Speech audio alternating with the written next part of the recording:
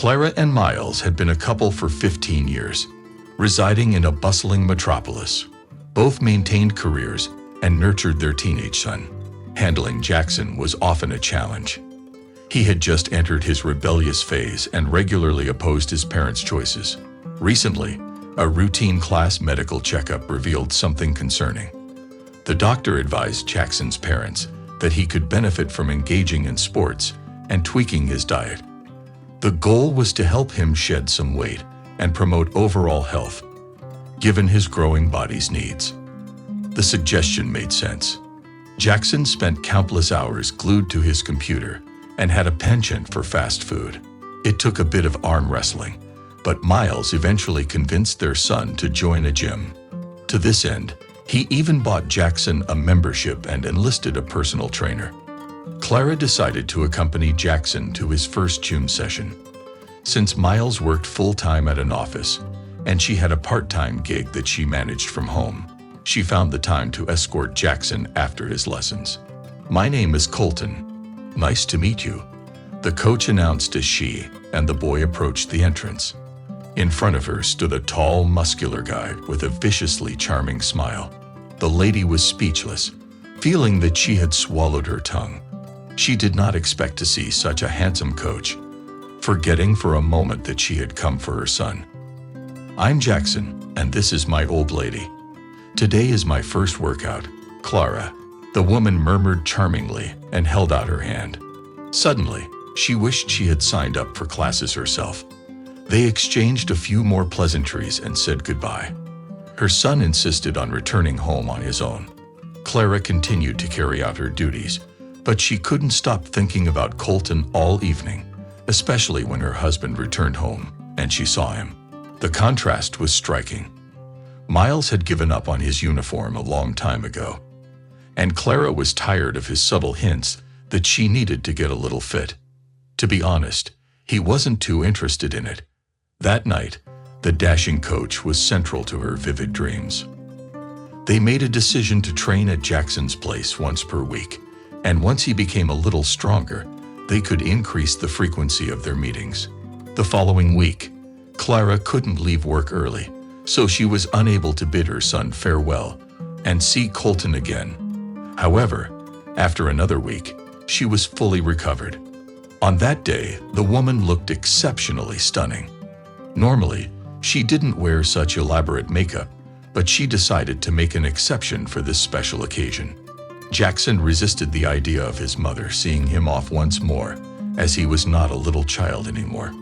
Nonetheless, Clara insisted that she had something important to discuss with the coach. When they entered the room, the woman instructed Jackson to change his clothes, and she herself settled on a small sofa with Colton to initiate a conversation. She engaged him inquiring about her son's progress, and then subtly employing her feminine allure, she began to flirt. Observing the man's reaction, it was evident that Colton fell for the deception. He was certainly not lacking in female attention, and quickly recognized these tactics. With the training about to commence, Colton handed Clara his personal phone number, urging her to contact him whenever she wished.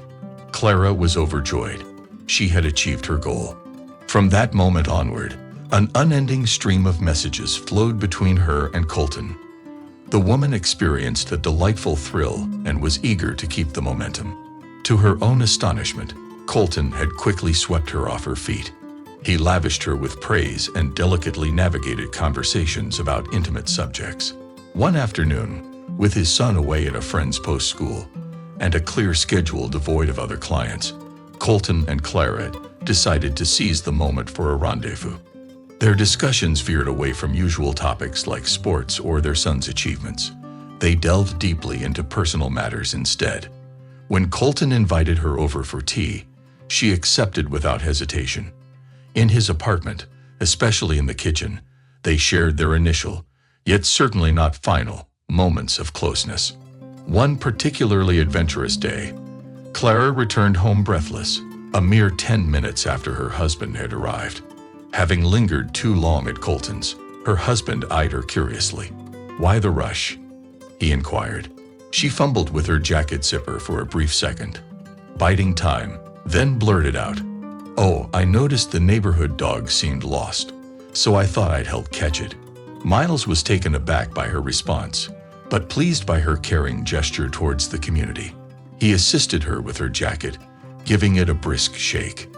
Miles had a dog allergy, and because his partner had been fussing over the neighbor's pooch, he was eager to stop any stray fur from traipsing around their home. A quick sweep with the vacuum should handle it. Better to deal with a few sneezes now than a full-blown allergy attack later, he mused, grabbing a coat from the closet. Yet, oddly enough, he felt perfectly fine, almost as if his wife hadn't touched the dog at all. Chalking it up to sheer luck, he shrugged it off and headed into the kitchen for dinner. Weeks drifted by uneventfully. Miles suspected nothing amiss.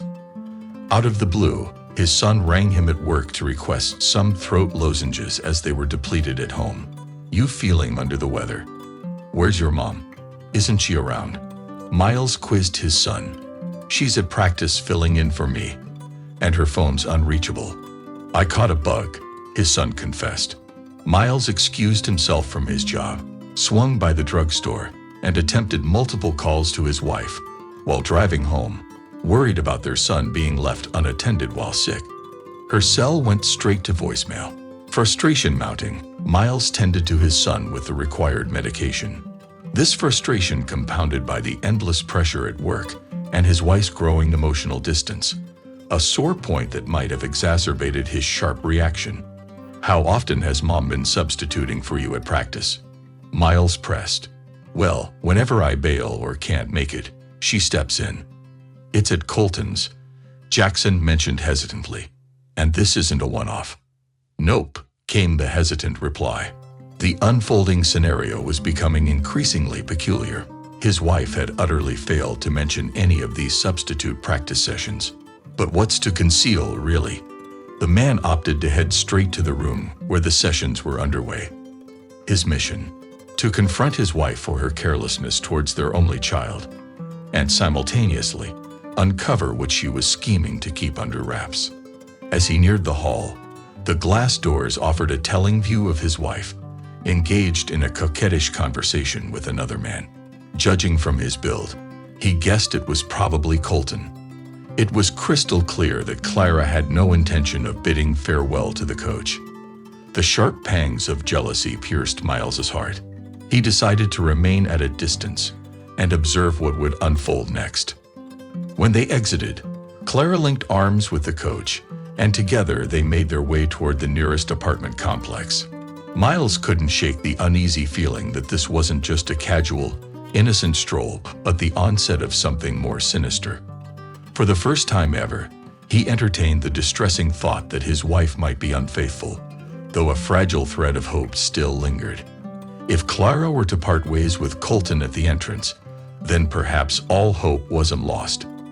Yet, as fate would have it, she walked into one of the buildings without hesitation, as though she was very familiar with the route, with a contented Colton following close behind. "This was the last straw for my husband." He didn't need any additional evidence to figure out what was going on. When Clara returned home, a suitcase met her in the hallway. Her husband came out of the room and ordered her to pack up and leave, saying that he had caught her with this coach. What did he see? "Of course, I went to practice instead of Jackson." "So what's the problem?" She batted her eyelashes, feigning innocence. "To his house. And what kind of magical training is there?" her husband retorted with a grin. Clara looked down, unable to find the words. It was impossible to dissuade her from this. The couple eventually divorced. Their son decided to stay with his father during the trial. Clara had hoped to move in with Colton, but he refused. Serious commitments were not part of his plans, especially when it came to a woman going through a divorce. Therefore, she had to return to her parents, who were shocked to learn that their daughter's seemingly strong marriage was falling apart. Clara was in no hurry to admit the true reason for their breakup, but Miles revealed it, further shaming her family. He couldn't bear the thought of their union breaking up because of such a vile betrayal, and he wanted his ex-wife to feel at least some of the pain he was feeling.